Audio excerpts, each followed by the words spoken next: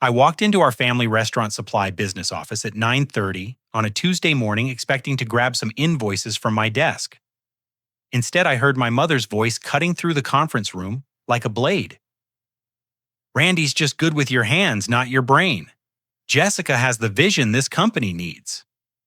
Through the glass partition, I watched my parents signing legal documents with my younger sister, Jessica. My stomach dropped as I recognized the letterhead from our family attorney.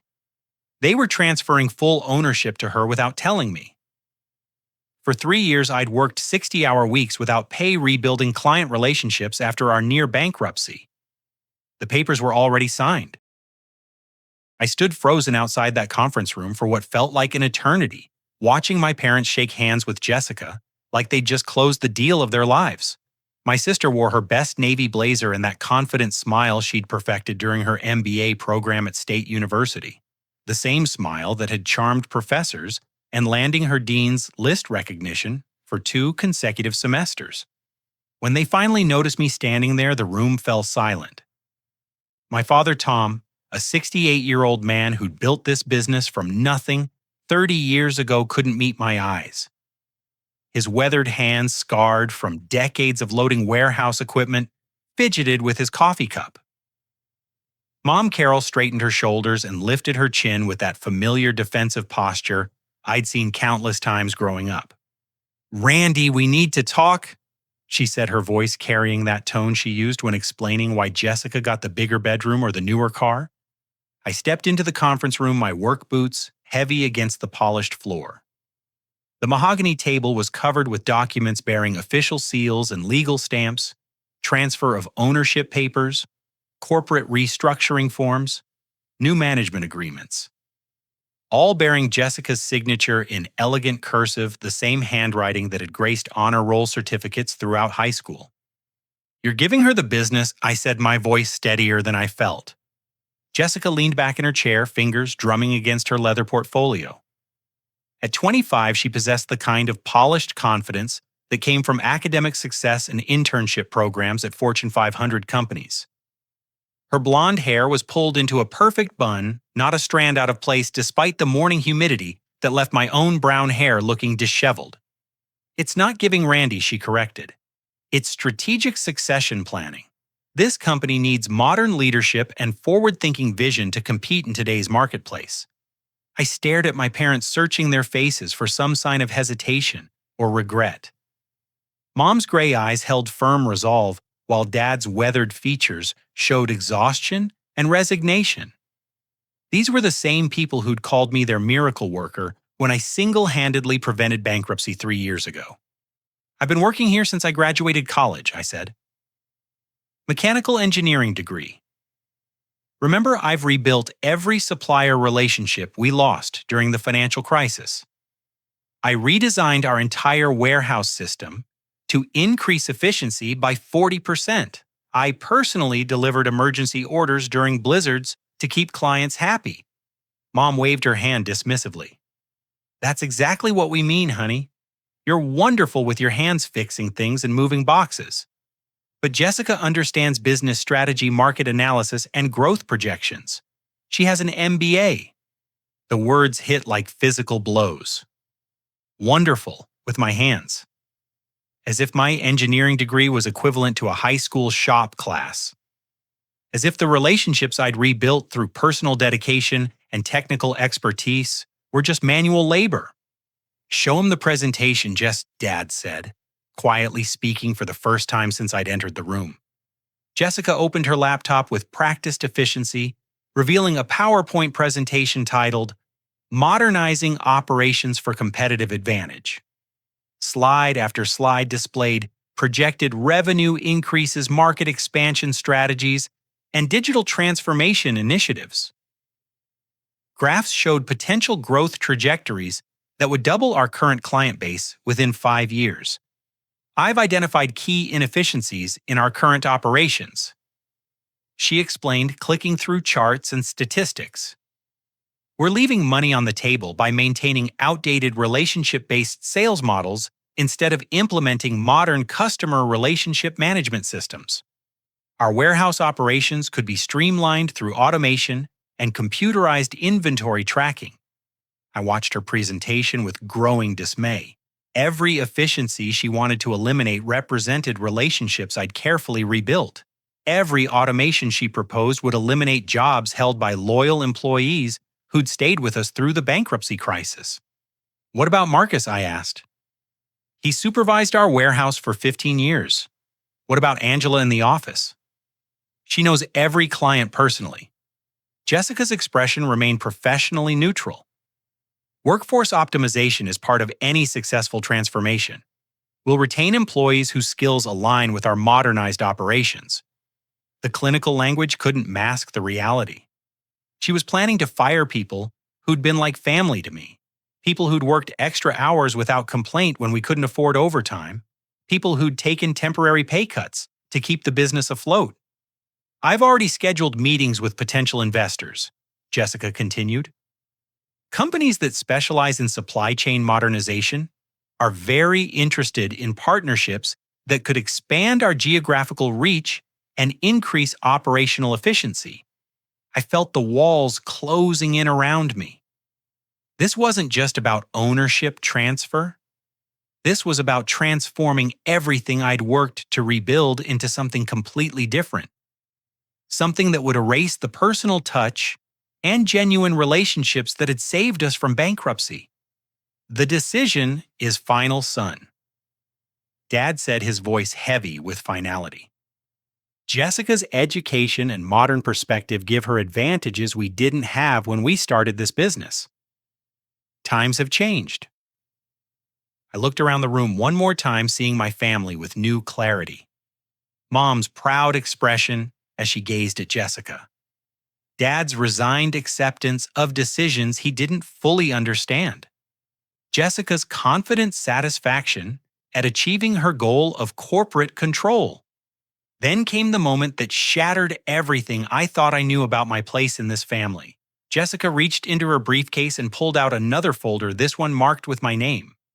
"Actually, Randy, since you're here, we should discuss your future role in the company," she said with the same tone she might use to discuss weather forecasts. "I've prepared a revised position description that better aligns your skills with operational needs." She slid the papers across the table toward me. The title read Warehouse Operations Specialist, with a job description that reduced everything I'd accomplished to basic manual labor. No client interaction, no decision-making authority, no recognition of my engineering background or the strategic thinking that had saved the company. But the final blow came when Jessica casually mentioned her next steps. "I've also been in contact with our 3 largest clients to discuss upcoming leadership transitions. Morrison Restaurant Group, Davis Catering Systems, and Brookfield Hospitality all need to understand how our modernization will benefit their operations." My blood ran cold. These weren't just clients to me. They were relationships I'd built through personal attention, technical expertise, and reliability during their most critical moments. I'd spent countless hours understanding their unique needs and developing customized solutions that saved them money and improved their operations. "You contacted Morrison?" I asked, my voice barely steady. "Of course. They represent 30% of our annual revenue.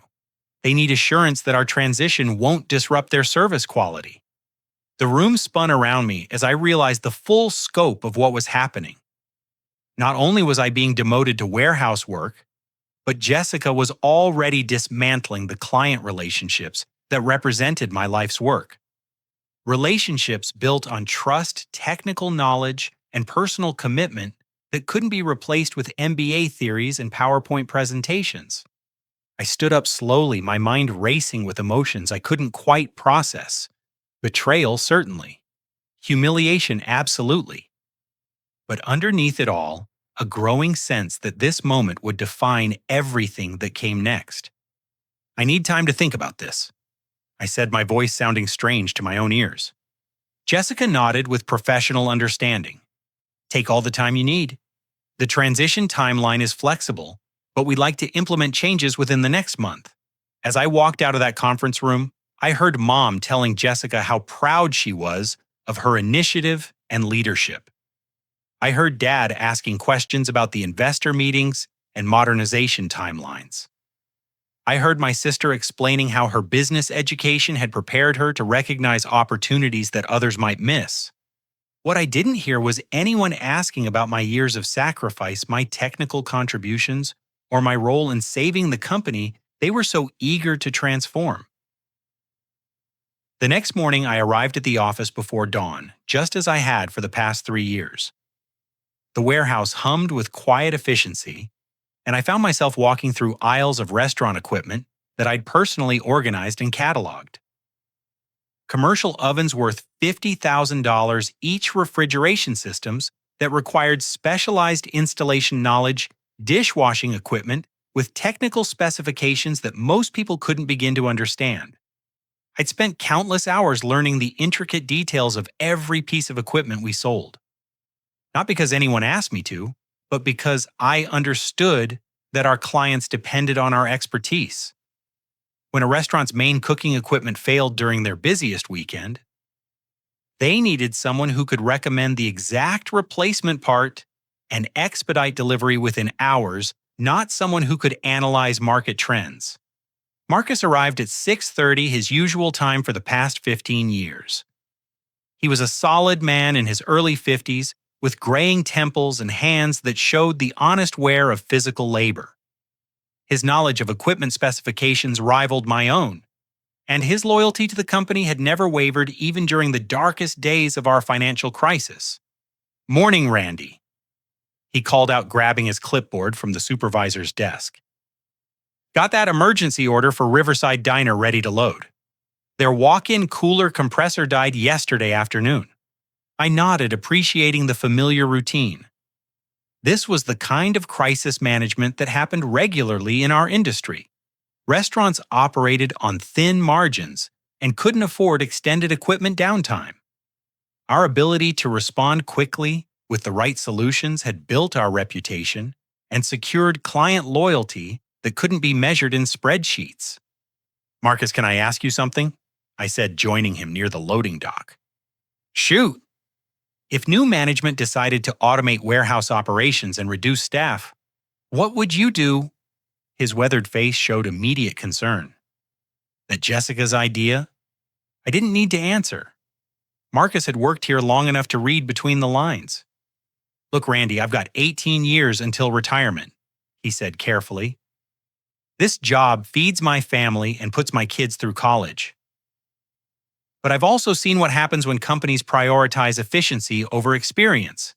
Equipment gets damaged, orders get mixed up, clients get frustrated. What about the other guys?" Marcus glanced around the warehouse where 4 other employees were beginning their morning routines. Each man had specialized knowledge that couldn't be easily replaced. Tony knew the electrical specifications for every piece of cooking equipment we carried. Steve understood refrigeration systems better than most certified technicians. Carlos could load delivery trucks with geometric precision that maximized space while protecting delicate equipment. "Most of us don't have college degrees or fancy credentials," Marcus said quietly. "But we know this business inside and out. We care about doing things right." His words hit harder than intended. These men represented the foundation of everything I'd rebuilt. Their expertise and dedication had earned client trust that Jessica's modernization plans would inevitably destroy. Angela arrived at 8 o'clock, her usual cheerful demeanor brightening the office atmosphere. She'd managed our client communications and office operations for 12 years, developing personal relationships with restaurant owners, catering managers, and purchasing directors across the state. Her desk was covered with handwritten notes, client birthday reminders, and detailed records of each account's preferences and needs.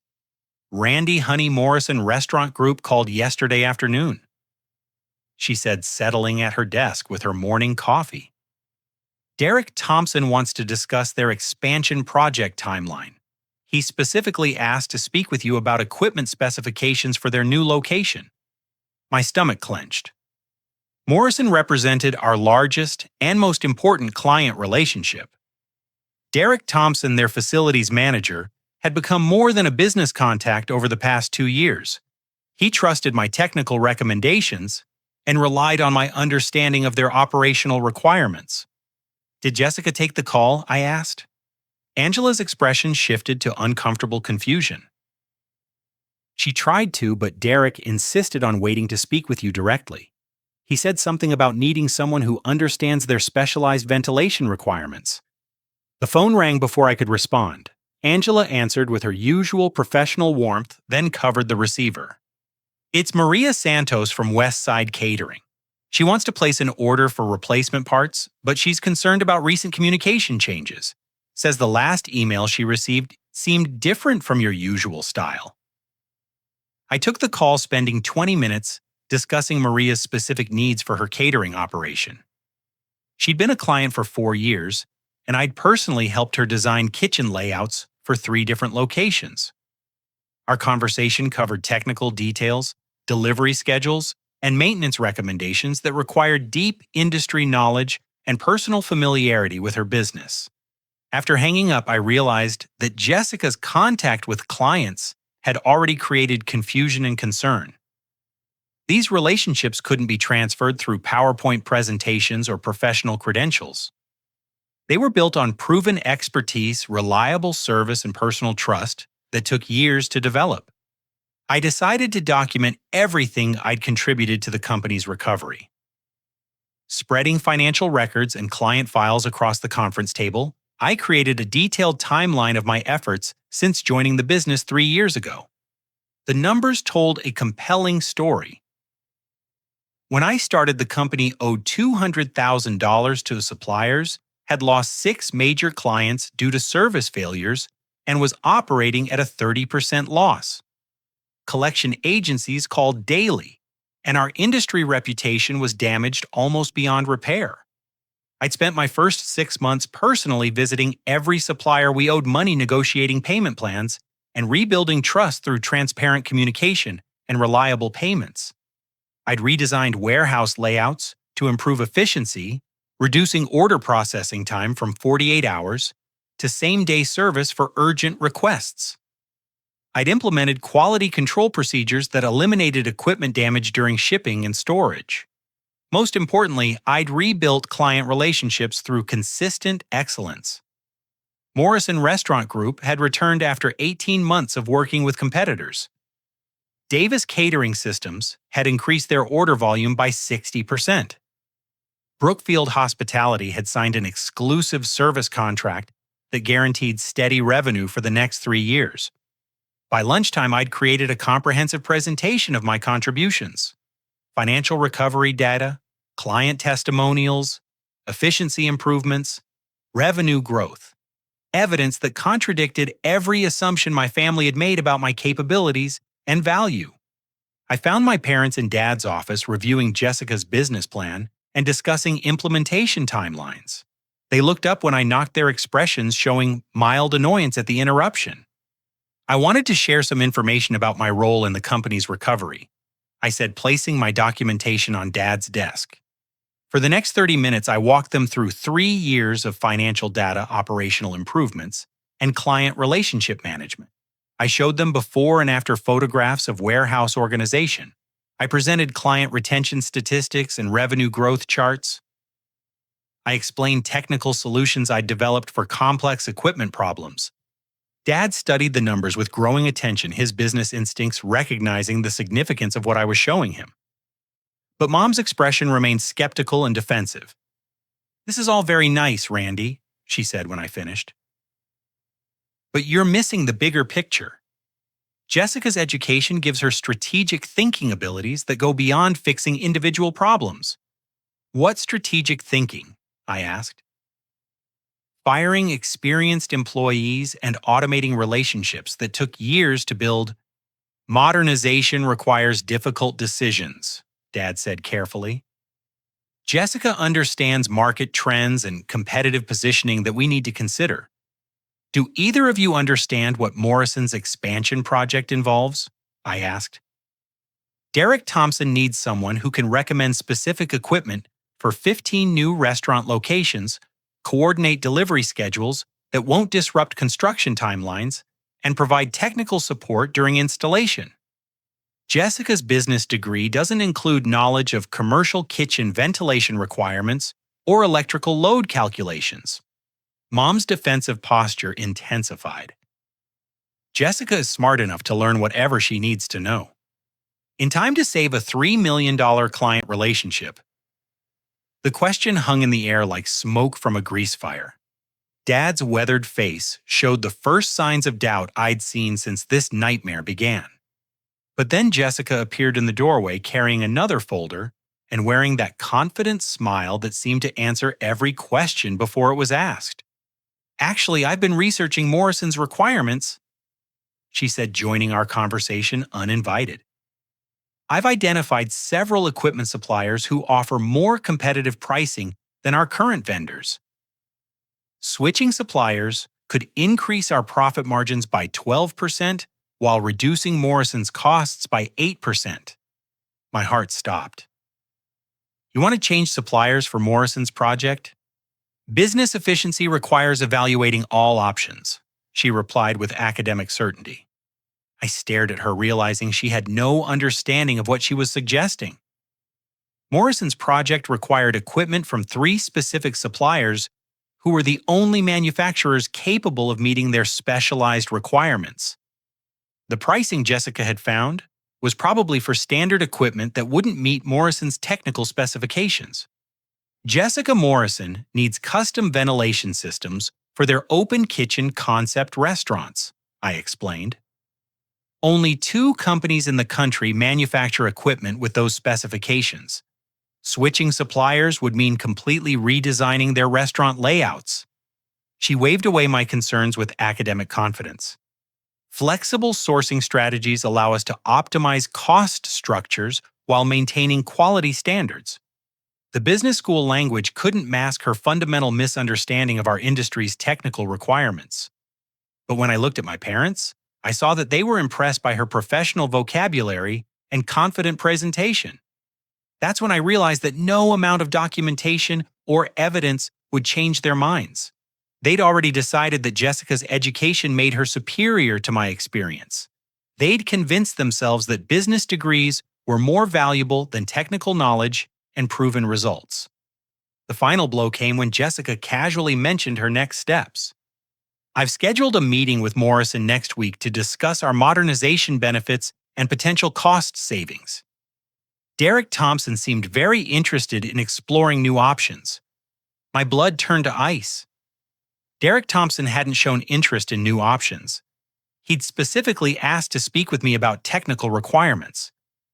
Jessica had somehow convinced him to take a meeting without understanding what she was agreeing to discuss. "You scheduled a meeting with Derek Thompson?" I asked, my voice barely controlled. "Of course. Major clients need to understand how our improvements will benefit their operations." I stood there watching my sister destroy relationships I'd spent years building, while my parents nodded approvingly at her initiative. Jessica had no idea that Derek Thompson's trust in our company was based entirely on my technical expertise and proven reliability. She didn't understand that Morrison's loyalty came from personalized service that couldn't be replaced with cost optimization strategies.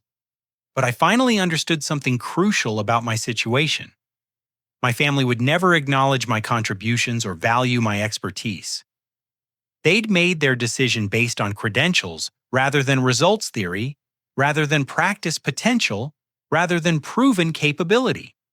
The business I'd saved was being handed to someone who would inadvertently destroy everything I'd rebuilt.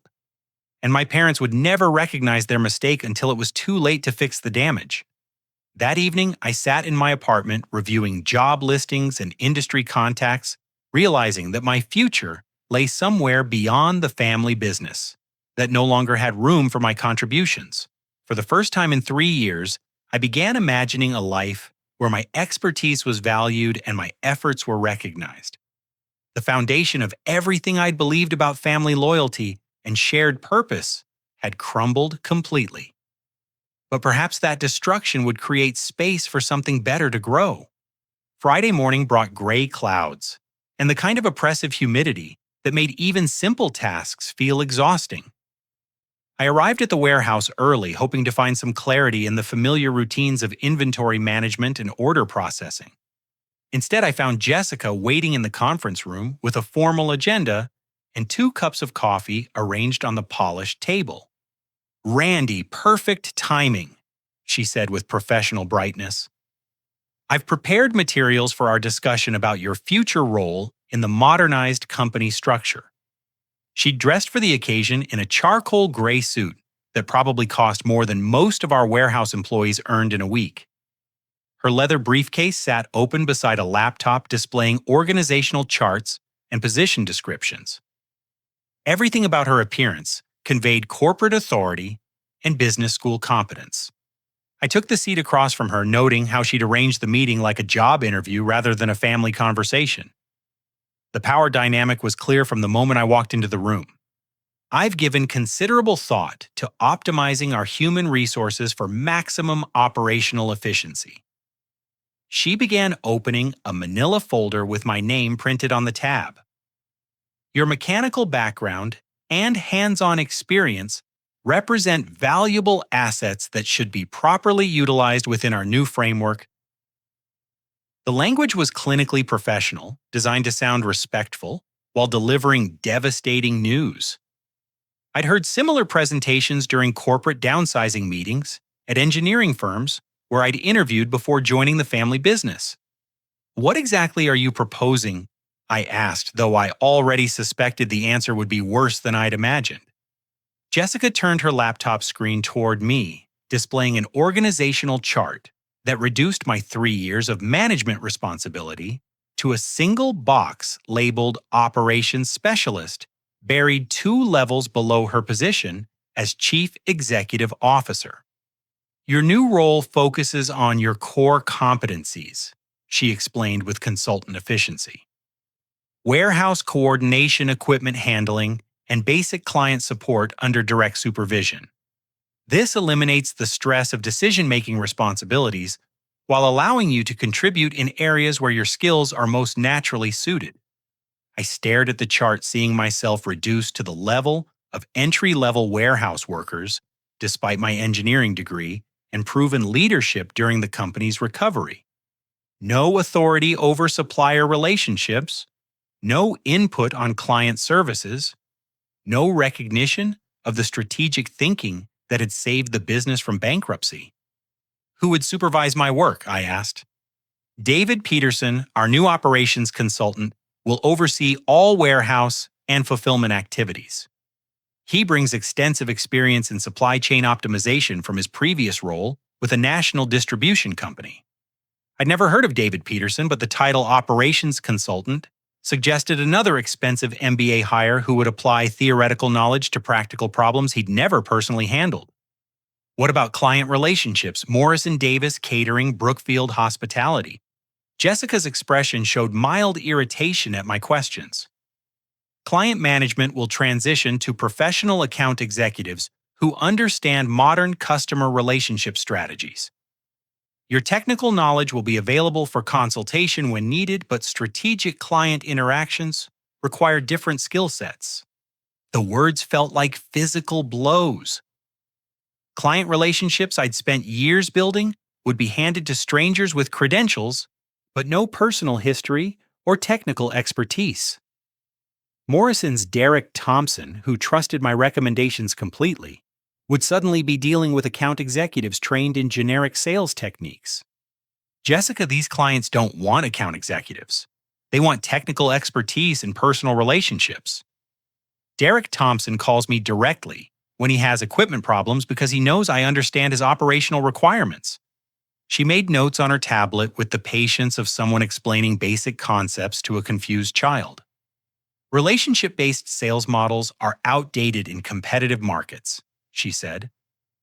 "Professional account management provides consistent service quality, regardless of individual personalities or preferences." I felt something breaking inside my chest, like a cable snapping under too much tension. She was describing the destruction of everything that made our company successful, presenting it as modernization that would improve efficiency. "What if I don't accept this new position?" I asked. Jessica's professional mask slipped for just a moment, revealing something colder underneath. Obviously, employment decisions are personal choices, she said carefully. But I should mention that our consultant has recommended significant workforce reductions as part of our efficiency improvements. Employees who adapt to new structures will have better long-term prospects than those who resist change. The threat was clear despite her diplomatic language. Accept the demotion or face unemployment. Either way, my role in the company would be eliminated or minimized beyond recognition. I'd like to speak with Mom and Dad about this, I said. They've already reviewed and approved the organizational restructuring. Dad specifically mentioned that reducing your management stress would probably improve your overall job satisfaction. The betrayal cut deeper than anything that had come before. My parents had discussed my demotion and decided it was in my best interest to be relieved of responsibilities I'd handled successfully for 3 years. Jessica continued her presentation as if my emotional state was irrelevant to the business discussion. She outlined reporting structures, performance metrics, and quarterly review processes that would monitor my productivity in the warehouse. She explained how automated systems would track my efficiency and identify areas for improvement. Your starting position includes a modest salary reduction to reflect the adjusted responsibility level, she added casually. But performance bonuses will be available based on measurable productivity targets. I would be working for less money with no authority, under constant supervision, in a job that utilized none of my education or expertise. Meanwhile, strangers would manage relationships I'd built through years of personal dedication and technical competence. The conference room felt increasingly claustrophobic as Jessica detailed the monitoring systems and performance requirements that would govern my diminished role. Security cameras would track warehouse productivity. Computer systems would log my time and efficiency ratings. Monthly reviews would evaluate my attitude and cooperation with new management procedures. I'll need your decision by Monday, she concluded, closing her laptop with finality. The transition timeline requires prompt implementation of new structures and responsibilities. As she gathered her materials, Jessica's expression showed satisfaction at completing a difficult but necessary task. In her mind, she was offering me generous accommodation despite my obvious limitations. She was providing employment for someone whose skills didn't align with modern business requirements. One more thing, she added almost as an afterthought. David Peterson will be conducting individual assessments of all current employees over the next 2 weeks. This includes reviewing past performance, evaluating skill sets, and determining optimal staffing levels for our modernized operations. The message was unmistakable. Everyone's job was being evaluated by someone with no understanding of our industry or appreciation for the relationships that sustained our business. Marcus, who'd supervised warehouse operations for 15 years, Angela, who knew every client personally, Tony, Steve, and Carlos, whose combined expertise represented decades of specialized knowledge. I left that meeting understanding that Jessica's modernization plan would destroy more than my career. It would eliminate the human foundation that distinguished our company from larger competitors. The personal service and technical expertise that had rebuilt our reputation would be replaced with generic efficiency and corporate protocols. That afternoon, I walked through the warehouse watching Marcus coordinate a complex delivery schedule that required precise timing and specialized handling procedures. I observed Angela fielding client calls with warmth and detailed knowledge that turned routine transactions into relationship-building opportunities. I saw Tony troubleshooting an electrical problem that would have required expensive technician services if handled differently. These people weren't just employees. They were craftsmen whose expertise couldn't be easily replaced or replicated through corporate training programs. They'd stayed loyal during our financial crisis when other companies might have offered better short-term opportunities. They'd contributed ideas and effort that went beyond job descriptions because they cared about our shared success. Now their positions were being evaluated by an efficiency expert who would measure their worth in productivity metrics and cost-benefit analyses. Standing in the loading dock as afternoon shadows lengthened across stacks of restaurant equipment, I realized this decision involved more than my personal pride or professional future. It was about the kind of company we would become and the kind of relationships we would maintain with clients who depended on our expertise. Jessica's ultimatum had forced a choice that would define everything that came next. Accept the humiliation and watch her gradually destroy everything I'd rebuilt. Or find the courage to bet on my own capabilities and create something better somewhere else. For the first time in 3 years, I began seriously considering what life might look like beyond the family business that no longer seemed to have room for my contributions. The weekend ahead would determine whether I had the strength to walk away from everything I'd worked to save, trusting that my expertise and relationships were valuable enough to sustain me independently. As I locked the warehouse doors that evening, I realized that Jessica's ultimatum might be the push I needed to discover possibilities I'd never allowed myself to imagine. Monday morning arrived with unseasonable clarity, the kind of crisp October air that sharpened focus and demanded decisive action. I'd spent the weekend researching industry trends, updating my resume, and making phone calls to contacts I'd developed during my years of supplier and client relationships. By the time I walked into the office, my decision was final.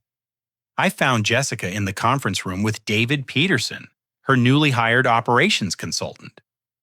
Peterson appeared to be in his early 40s, wearing an expensive navy suit and carrying the kind of leather portfolio that suggested corporate consulting experience. His handshake was firm and professional, but his eyes held the detached calculation of someone who viewed businesses as problems to be solved rather than communities to be served. "Randy, excellent timing," Jessica said with corporate enthusiasm. David was just explaining his preliminary assessment of our operational inefficiencies and workforce optimization opportunities. Peterson opened his laptop displaying spreadsheets that reduced our employees to statistics and cost-benefit analyses. Marcus became warehouse supervisor, 15-year tenure, above-market salary-limited technical certifications. Angela transformed into administrative assistant, 12-year tenure, relationship, dependent client management manual record-keeping systems. Each person I'd worked beside for 3 years was now a line item in an efficiency report that measured their value solely in terms of salary costs and productivity metrics. Based on industry standards, Peterson explained in consultant language, your current staffing levels exceed optimal ratios by approximately 30%. Modernization typically requires workforce reductions of 20 to 40% to achieve competitive cost structures. I listened to him describe the elimination of experienced employees as if he were discussing inventory adjustments or equipment upgrades. People who dedicated years of their lives to this company were being evaluated like outdated machinery that needed replacing. "What's your decision about the operations specialist position?" Jessica asked, consulting her tablet with business-like efficiency. I looked around the conference room where I'd spent countless hours planning client solutions and coordinating emergency responses. The walls held photographs of successful installations and thank you letters from satisfied customers. Evidence of relationships built through personal attention and technical expertise that couldn't be quantified in Peterson's spreadsheets. "I've decided to leave the company," I said, my voice steadier than I'd expected. Jessica's expression showed mild surprise, followed by professional acceptance. "I'm sorry to hear that, but I understand career transitions can be challenging. We'll need 2 weeks' notice for proper knowledge transfer and documentation." "Actually, I'm leaving effective immediately," I replied. "But I'll spend today creating comprehensive transition materials for whoever handles my responsibilities." Peterson leaned forward with consultant interest. "Immediate departure creates operational disruptions that could impact client service quality." I almost laughed at his concern for client service quality, considering his plan to eliminate the employees who provided it. "Don't worry," I said. "I'll document everything thoroughly." For the next 8 hours, I created the most detailed transition guide in corporate history. I documented every client relationship, noting personal preferences, technical requirements, and communication histories that had built trust over years of reliable service. I mapped supplier relationships explaining payment terms, quality standards, and delivery procedures that maintained our competitive advantages. I created technical manuals for equipment specifications, installation requirements, and troubleshooting procedures that our clients had come to depend on. I outlined maintenance schedules, warranty procedures, and emergency response protocols that prevented small problems from becoming major crises. Most importantly, I documented the human elements that distinguished our company from larger competitors. Derek Thompson at Morrison Restaurant Group preferred morning calls and detailed technical explanations. Maria Santos at Westside Catering needed delivery schedules that accommodated her event planning requirements. Each client relationship was built on understanding and reliability that couldn't be replicated through generic account management. As word spread through the office that I was leaving, employees began stopping by my desk with questions and concerns. Marcus wanted to know if my departure meant more job cuts were coming. Angela asked whether she should start looking for other opportunities. Tony, Steve, and Carlos gathered around my desk, like family members preparing for a funeral. "What's going to happen to us?" Marcus asked quietly.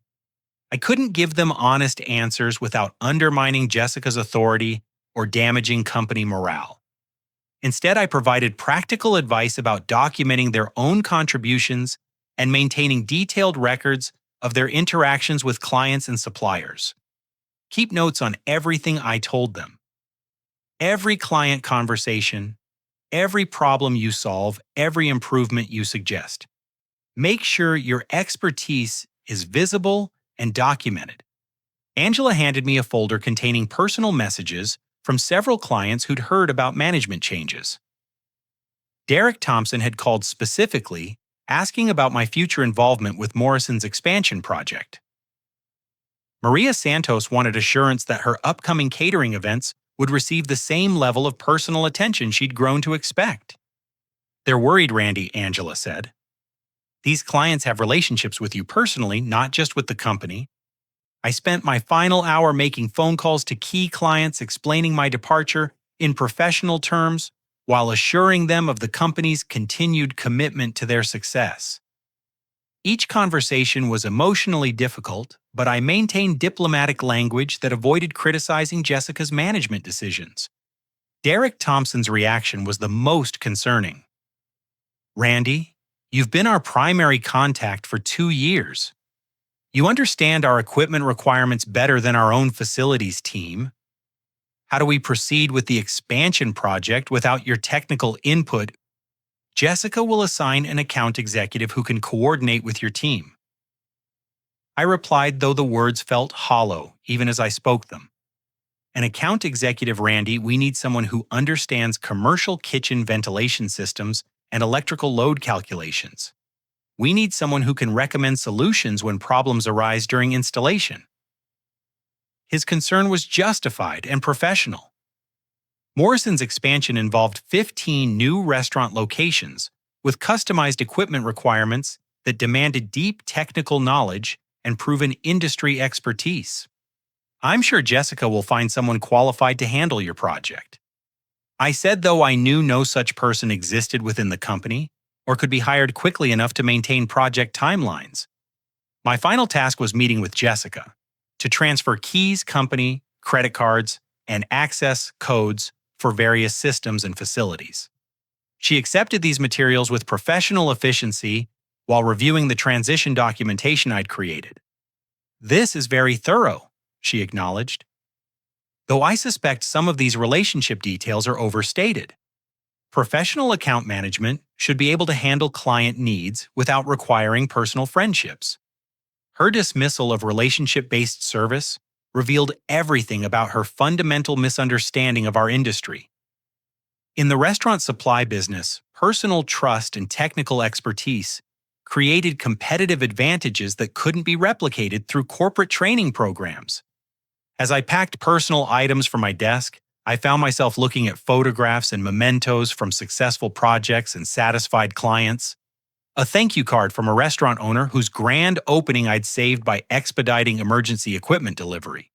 A coffee mug from Morrison Restaurant Group commemorating a particularly complex installation project. A paperweight from Westside Catering expressing appreciation for years of reliable service. These weren't just business relationships. They were partnerships built on mutual respect and proven competence that had sustained both our company and our clients through various challenges and opportunities. Walking through the warehouse one final time, I realized that my departure marked the end of an era for this business. The personal attention and technical expertise that had distinguished us from larger competitors would be replaced with efficiency metrics and corporate protocols that prioritized cost reduction over relationship building. Marcus accompanied me to the parking lot, his weathered face showing genuine sadness at my departure. "You saved this place," he said quietly. 3 years ago, we were weeks away from closing permanently.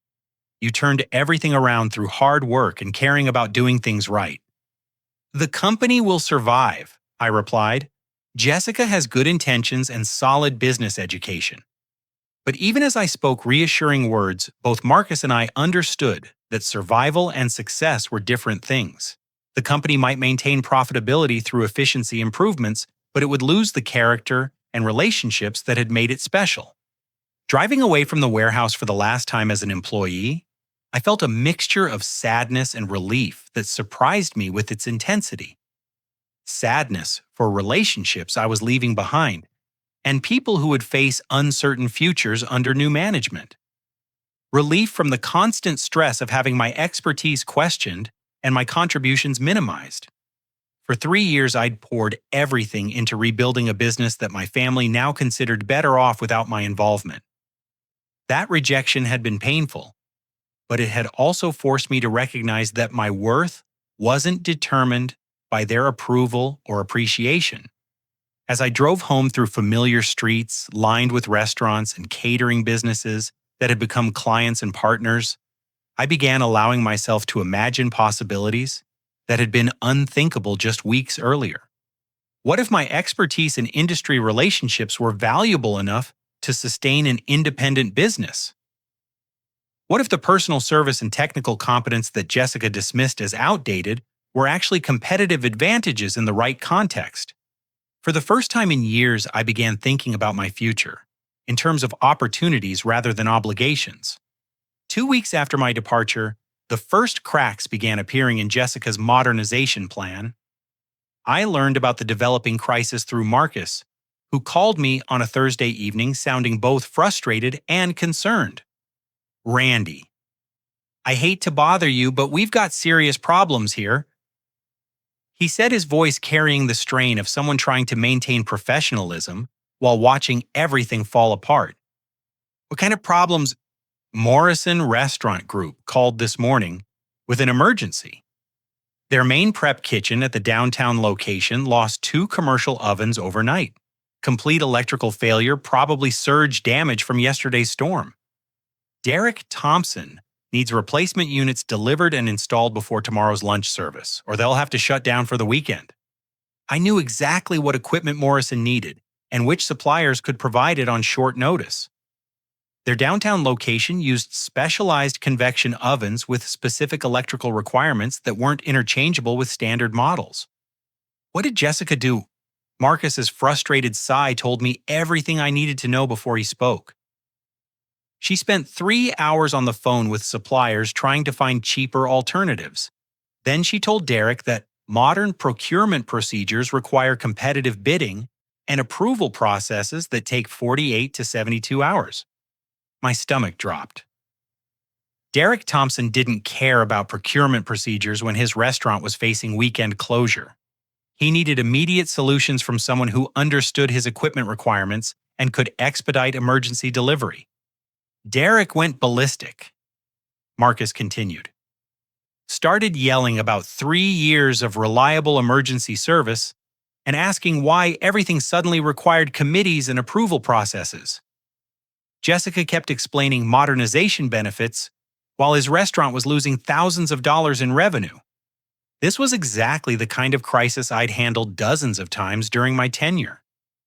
Emergency equipment failures required immediate action based on technical knowledge and established supplier relationships that couldn't be replaced with business school theories. How did it end?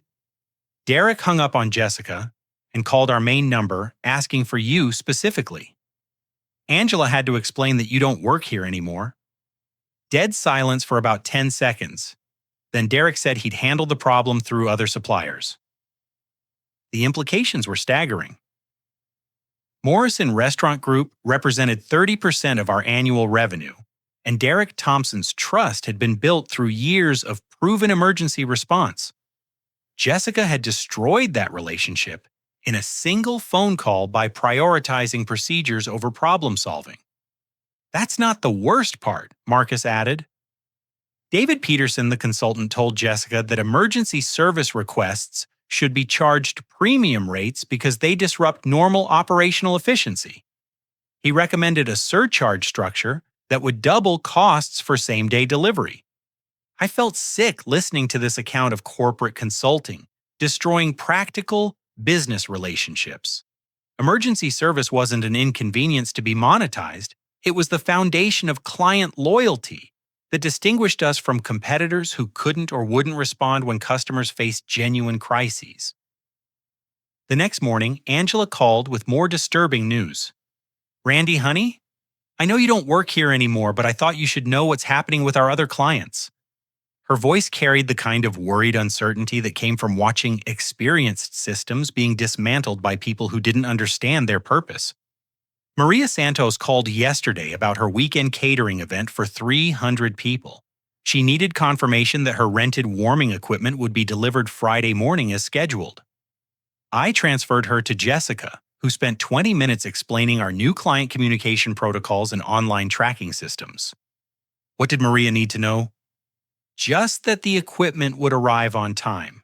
A 30-second conversation that turned into a lecture about modernization benefits. Maria finally interrupted and asked to speak with you directly. When I explained you're no longer with the company, she got very quiet and said she'd call back later. Maria Santos had been a client for 4 years, and our relationship was built on simple reliability and personal attention. She needed equipment suppliers she could trust completely when managing events for hundreds of people. Complicated communication protocols and online tracking systems created barriers rather than improvements to service quality. Did she call back? Not yet. But I'm worried she's shopping around with other suppliers. The phone rang while we were talking, and Angela asked me to hold while she took the call. When she returned, her voice carried new stress. That was Brookfield Hospitality. They're expanding their conference center kitchen and need technical recommendations for equipment that can handle increased volume while maintaining quality standards. They specifically requested whoever replaced you in technical consulting. Brookfield's expansion represented a potential $50,000 equipment order, but their requirements involved complex calculations for capacity electrical loads and ventilation systems that demanded deep industry expertise. Jessica is in meetings with investors all morning, Angela continued. David Peterson said he'd handle the technical consultation, but he was asking me basic questions about commercial kitchen equipment that made me uncomfortable. Peterson's consulting background was in distribution efficiency, not technical equipment specifications. He could optimize warehouse layouts and delivery schedules, but he couldn't recommend specific ovens or calculate electrical requirements for commercial kitchens. What kind of questions? He wanted to know the difference between convection and conventional ovens, asked whether gas or electric equipment was generally more cost-effective. Basic stuff that clients expect us to know automatically. My heart sank, listening to Angela describe a consultant providing technical advice he wasn't qualified to give. Brookfield's conference center expansion required sophisticated equipment recommendations based on volume projections, menu requirements, and operational workflows that took years to understand properly. I tried to transfer him to Tony for technical input, Angela said. But Peterson said the new structure requires all client communications to go through designated account executives rather than technical staff. This was disaster unfolding in real time. Tony understood commercial kitchen equipment better than most certified technicians, but Jessica's modernization plan prevented clients from accessing his expertise during critical decision-making conversations. That afternoon, I received a call that changed everything. Derek Thompson from Morrison Restaurant Group had obtained my personal number through industry connections. Randy: I apologize for calling you directly, but I need straight answers about what's happening with your family's company. He said, his voice carrying the professional concern of someone managing significant business relationships. I understand there have been some changes in management and service procedures. Changes that nearly shut down our downtown location last week, Derek replied bluntly. 3 years of reliable emergency service disappeared overnight. Suddenly, everything requires approval, processes, and competitive bidding procedures that don't work when equipment fails during peak business hours. I listened carefully, maintaining professional neutrality, while Derek described his growing concerns about continuing the relationship with a company that no longer seemed capable of providing the responsive service his restaurant group required. Our expansion project involves 15 new locations with specialized equipment requirements, he continued. We need suppliers who understand our operational needs and can provide technical expertise during planning and installation phases. Based on last week's emergency situation, I'm not confident your family's company can meet those requirements under new management. The conversation lasted 30 minutes with Derek explaining Morrison's specific needs and timeline requirements for their expansion project. By the end of our discussion, I understood that Morrison was actively evaluating alternative suppliers who could provide the technical expertise and responsive service they'd grown to expect. Randy, I have to ask directly, are you available for consulting work? Morrison would be interested in retaining your services independently if you're open to freelance technical consulting. The offer surprised me with its directness and implications. Derek Thompson was essentially proposing to hire me personally to provide the technical expertise that Jessica's company could no longer deliver reliably. I'd need to consider the ethical implications, I replied carefully, but I appreciate your confidence in my technical capabilities. Think about it, Derek said. Morrison's expansion represents significant business opportunity for suppliers who can meet our requirements. We'd rather work with people we trust than start over with new relationships. After ending the call, I sat in my apartment contemplating a possibility that had never occurred to me during my family business years. What if my technical expertise and industry relationships were valuable enough to sustain independent consulting work? What if the personal service and responsive attention that Jessica dismissed as outdated were actually competitive advantages in the right context? That evening, I researched the business licensing requirements for technical consulting services and discovered that my engineering background and industry experience qualified me for independent contractor status in several specialized areas. For the first time since leaving the family business, I began considering possibilities that extended beyond finding another corporate job. Maybe the relationships and expertise I'd developed over 3 years were assets that could support entrepreneurial independence rather than just qualifications for working in someone else's company. The phone calls from Marcus and Angela had revealed that Jessica's modernization plan was creating exactly the kind of service gaps that independent specialists could fill: clients who needed responsive technical expertise, emergency situations that required immediate solutions, relationships that demanded personal attention rather than corporate protocols. As I fell asleep that night, I realized that Derek Thompson's consulting offer might represent more than freelance income. It might be the foundation for building something entirely new, based on the expertise and relationships that my family had failed to value properly. The following Wednesday brought the phone call I'd been expecting but dreading. My father's voice cracked with stress and exhaustion as he struggled to explain a crisis that threatened to destroy everything we'd worked to rebuild. Randy, I need your help. He said his words carrying the weight of a man who'd finally understood the consequences of decisions he couldn't undo. Morrison's expansion project is falling apart, and Derek Thompson is threatening to cancel their contract completely. I sat down heavily in my kitchen chair, feeling a mixture of sadness and vindication that surprised me with its intensity. What happened? Jessica met with Derek yesterday to discuss equipment specifications for their 15 new locations. She brought David Peterson and some materials from new suppliers she'd found online. Derek asked technical questions about ventilation requirements and electrical loads, and Jessica kept referring to Peterson for answers. The image was painfully clear. Jessica approaching a crucial technical discussion with PowerPoint presentations and consultant theories, while Derek Thompson needed specific engineering expertise for a $3 million expansion project. Peterson started talking about cost optimization and efficiency metrics, Dad continued.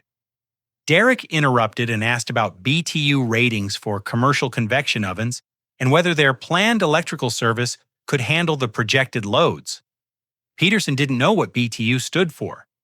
My stomach clenched as I imagined Derek's reaction to discovering that our company's technical consulting was being handled by someone who didn't understand basic industry terminology. "It gets worse," Dad said. Jessica tried to save the meeting by promising that our new automated systems would provide better long-term support than the relationship-based approach we used to use. Derek asked her to explain how automated systems would help when a restaurant's equipment failed during peak hours and needed immediate replacement. The question exposed the fundamental flaw in Jessica's modernization philosophy. Automated systems could track inventory and process routine orders, but they couldn't provide the emergency response and technical problem-solving that sustained client loyalty during genuine crises. Jessica couldn't answer the question. Dad continued. She kept talking about efficiency improvements and cost reductions, while Derek was asking about emergency service capabilities and technical expertise. Finally, Derek stood up and said that Morrison needs suppliers who understand restaurant operations, not companies experimenting with business theories. I could picture Derek's professional frustration at watching a crucial business relationship deteriorate due to misplaced priorities and inadequate expertise. Did he cancel the contract? Not officially, but he said Morrison would be evaluating other suppliers for the expansion project. $3 million in potential business, Randy. 30% of our annual revenue. The numbers represented more than financial loss. Morrison's contract provided stable cash flow that allowed us to maintain inventory levels, honor supplier payment terms, and invest in equipment and facilities that supported other client relationships. Dad, I'm sorry this is happening, but I warned you about the risks of replacing technical expertise with business theories. I know, son. I know. His voice carried genuine remorse and the kind of exhaustion that comes from watching disaster unfold in slow motion. But there's more. Maria Santos canceled her equipment rental contract for next month's catering season. She said our new communication procedures were too complicated for urgent requests. Maria Santos represented 4 years of reliable business based on simple, personal service and flexible response to her changing needs. Her catering operation depended on equipment suppliers who could adapt quickly to event requirements and last-minute changes. Brookfield Hospitality postponed their expansion indefinitely, Dad added. They said our technical consultation didn't meet their expectations for kitchen design expertise. Each lost client represented relationships I'd spent years building through proven competence and personal attention. Brookfield's postponement was particularly painful because their expansion had been planned for over a year, with detailed discussions about equipment specifications and installation timelines. What does Jessica say about all this? She blames the consultant, says David Peterson oversold his technical capabilities and didn't understand our industry requirements. She's already started looking for replacement consulting services. The blame shifting was predictable, but irrelevant to clients who'd already lost confidence in our company's ability to provide reliable service and expertise. Randy, I have to ask, Dad said, his voice dropping to a whisper. Derek Thompson specifically requested your contact information. He said Morrison would be interested in technical consulting services if you were available independently. The moment I'd been anticipating had finally arrived. My father was acknowledging that the technical expertise he'd dismissed as good with your hands was actually the foundation of client relationships that sustained the business. What are you asking me to do? Could you help us save the Morrison contract? Maybe as a consultant or contractor, we could work out compensation in terms that recognize your expertise properly. I sat quietly for several minutes, processing the irony of being asked to rescue the business I'd been deemed unqualified to help manage. Dad, the problems go deeper than Morrison's contract. Jessica's modernization plan is systematically destroying the relationships and expertise that made us competitive. Bringing me back as a consultant won't solve the fundamental issues. What do you mean? Marcus told me that David Peterson recommended premium surcharges for emergency service calls. Maria canceled because your new communication procedures made simple requests complicated. Brookfield postponed because they couldn't get technical expertise when they needed it. Each example represented Jessica's failure to understand that personal service and responsive expertise were competitive advantages rather than inefficiencies to be eliminated. The business model that saved us from bankruptcy 3 years ago is being replaced with corporate theories that don't work in our industry. I continued. Clients don't want automated systems and account executives. They want technical knowledge and personal relationships that solve problems quickly and reliably. Dad's long silence revealed his growing understanding of mistakes that couldn't be easily corrected. What would it take to fix this? He asked finally. Fundamental changes that Jessica would never accept. Returning to relationship-based service, hiring technical staff instead of consultants, prioritizing client needs over efficiency metrics. Would you consider coming back if we made those changes? The question hung in the air like smoke from an electrical fire. For 3 years, I'd poured everything into this business, only to have my contributions dismissed and my expertise questioned. Now that disaster was imminent, my family finally recognized the value they'd been so eager to discard. Dad, I've already started something new, I said, surprised by the clarity in my own voice. Derek Thompson hired me yesterday as an independent technical consultant for Morrison's expansion project. The silence that followed was profound and telling. You took the Morrison contract. Dad's voice mixed shock with something that might have been respect. Derek called me directly after your meeting yesterday. Morrison needs technical expertise and responsive service for their expansion project. They don't care about efficiency metrics or modernization theories. They want someone who understands their operational requirements and can solve problems when they arise. I explained how Derek's frustration with Jessica's approach had led him to seek alternatives that could provide the technical competence and personal attention Morrison's expansion required. He offered me a consulting contract for all 15 new locations, I continued. Equipment specifications, installation oversight, ongoing technical support. Everything Jessica's company used to provide before modernization eliminated the expertise that made it valuable. Dad's breathing was audible over the phone as he processed the implications of what I was telling him. Randy Morrison was our biggest client.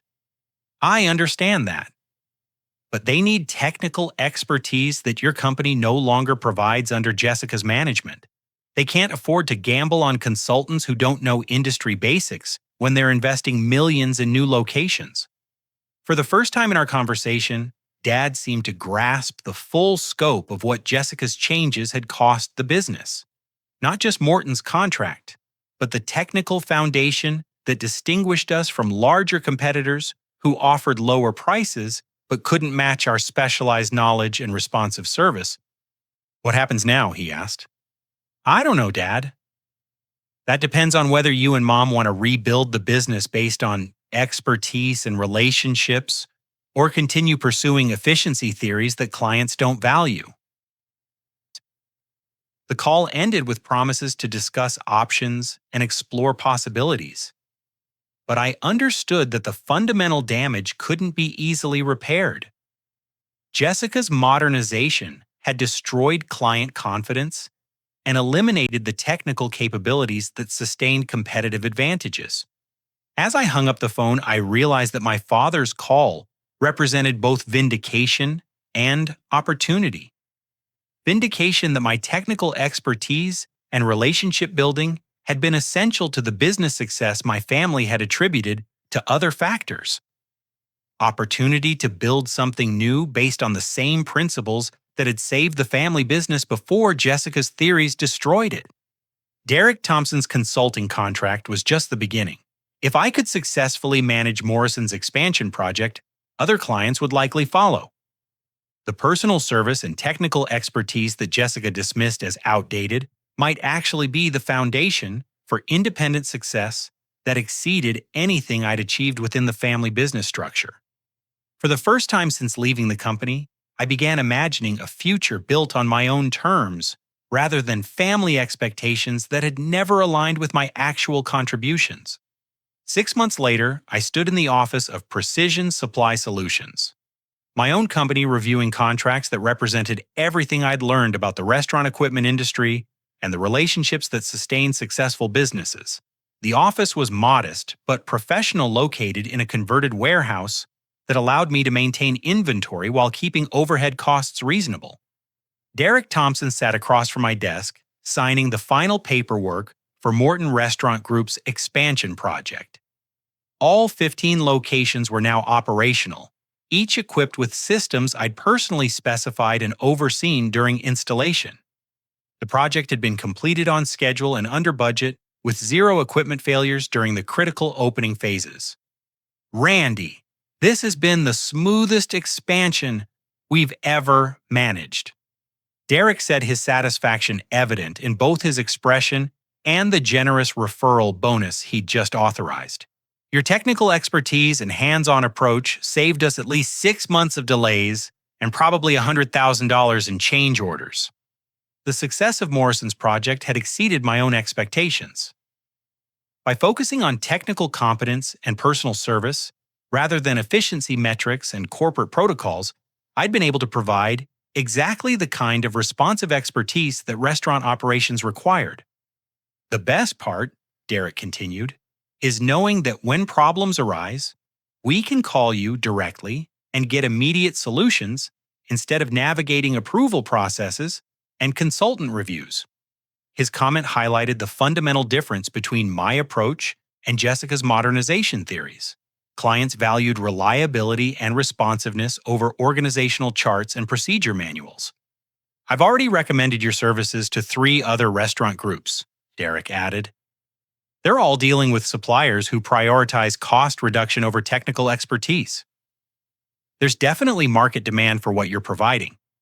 As Derek left to catch his flight back to corporate headquarters, I reflected on the journey that had brought me from family business employee to independent entrepreneur. The technical knowledge and relationship-building skills that my parents had dismissed as inadequate had become the foundation for business success that exceeded anything I'd achieved while working for them. Marcus knocked on my office door carrying inventory reports and a satisfied smile that had become his standard expression since joining Precision Supply Solutions as operations manager. "The Brookfield installation is complete," he reported. "Patricia Williams called to say their kitchen staff loves the new equipment configuration. She wants to schedule planning meetings for their second conference center expansion." Marcus had been my first hire after leaving the family business, and his 15 years of warehouse experience had proven invaluable for managing inventory, coordinating deliveries, and maintaining the quality standards that distinguished us from larger competitors. "Any word from the Westside Catering project?" "Maria Santos called this morning. The equipment you recommended for their new location exceeded capacity expectations during their first major event.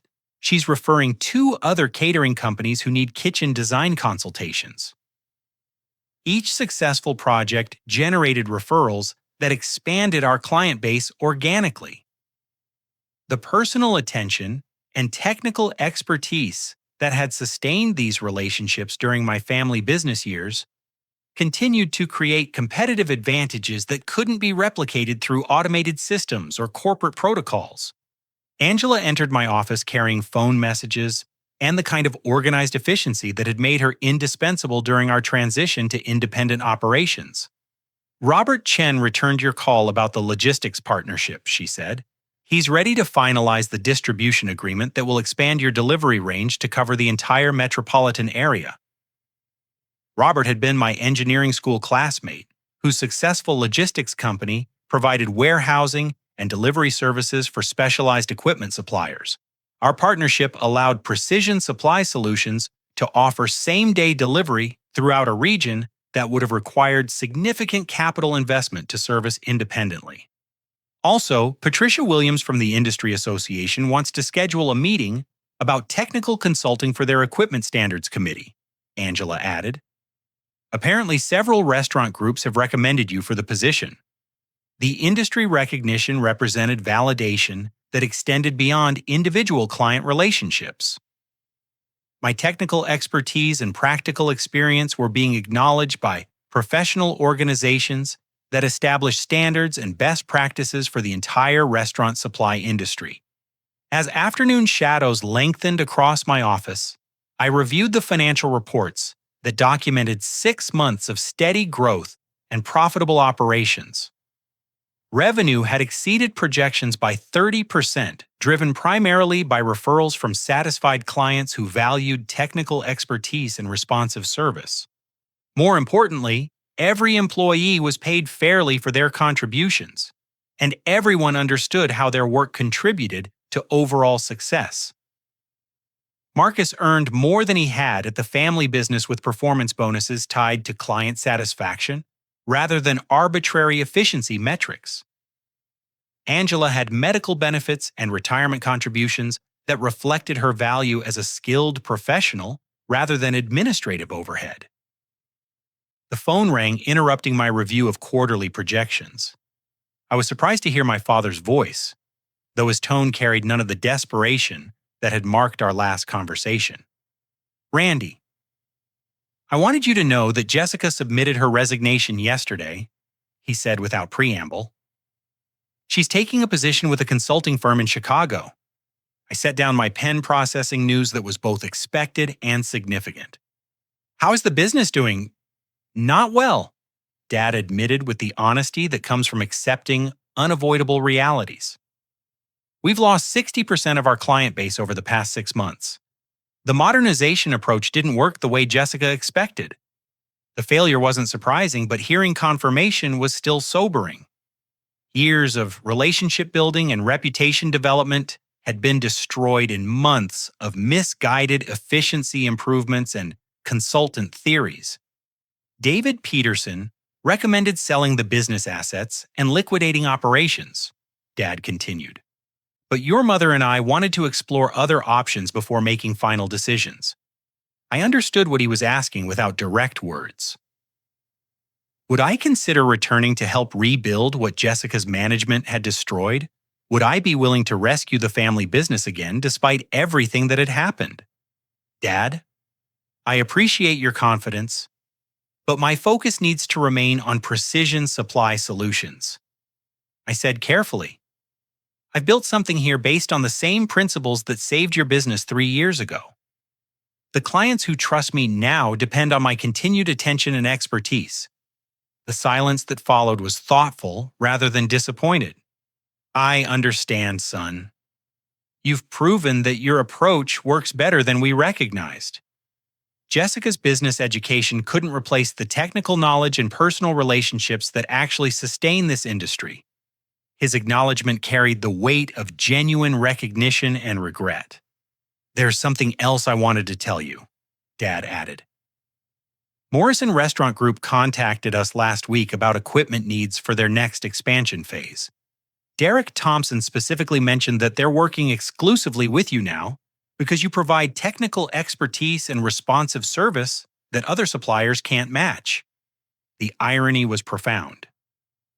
The client relationship my family had lost through modernization efforts was now generating business for my independent company based on the same personal service and technical competence they'd once dismissed as inadequate.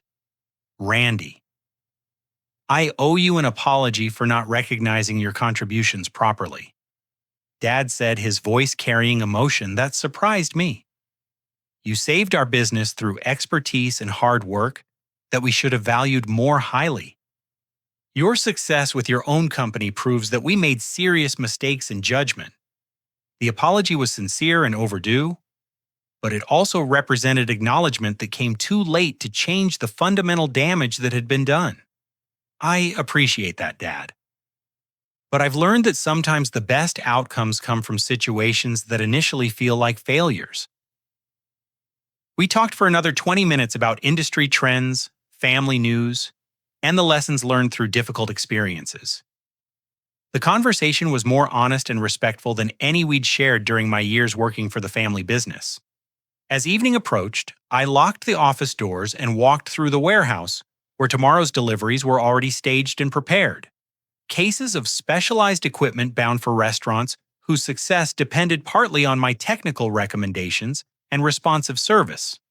The journey from dismissed family employee to successful independent entrepreneur had required courage I didn't know I possessed and faith in abilities my own family had questioned. But the vindication came not just from financial success, but from knowing that my work made meaningful differences in businesses that provided livelihoods for thousands of restaurant employees across the metropolitan area. Standing in the parking lot as streetlights began flickering on throughout the industrial district, I realized that Jessica's ultimatum had been the catalyst for discovering possibilities I'd never allowed myself to imagine. Her dismissal of my expertise had forced me to prove its value independently, creating opportunities that exceeded anything I could have achieved within the family business structure. The technical knowledge and relationship-building skills that my parents had considered inadequate were now the foundation for sustainable success built on merit rather than birthright. Clients chose to work with me because I solved their problems effectively, not because family connections guaranteed their business. 6 months ago, I'd felt humiliated and undervalued by people whose approval I'd spent years trying to earn. Tonight, I felt grateful for the push that had forced me to recognize my own worth and build something based on competence rather than entitlement. As I drove home through streets lined with restaurants whose kitchen equipment bore my professional recommendations, I understood that the greatest justice came not from my family's recognition of their mistakes, but from my own discovery of possibilities that had always existed beyond their limited vision of my capabilities. The ending wasn't just about winning or losing, it was about learning that respect cannot be inherited or demanded, only earned through proven competence and consistent character. It was about understanding that sometimes the most valuable gifts come disguised as devastating rejections. And it was about recognizing that building something meaningful often requires the courage to walk away from situations that diminish your potential, trusting that your expertise and integrity will create opportunities worthy of your best efforts. Before closing, I want to ask you something that's been on my mind throughout this entire experience. Have you ever found yourself in a situation where family members or colleagues underestimated your abilities only to discover that their dismissal actually pushed you towards something better than you originally imagined? How did you find the courage to bet on yourself when others couldn't see your true potential? I'd love to hear your stories in the comments below, and if this story resonated with your own experiences of overcoming family dynamics or workplace challenges, please hit the like button and subscribe for more content about turning professional setbacks into personal victories. Share this story with anyone who might need encouragement to recognize their own worth, especially when others fail to see it clearly. Thank you for joining me on this journey of discovery, and I hope your own path leads you toward opportunities that truly appreciate the unique expertise and dedication you bring to everything you do.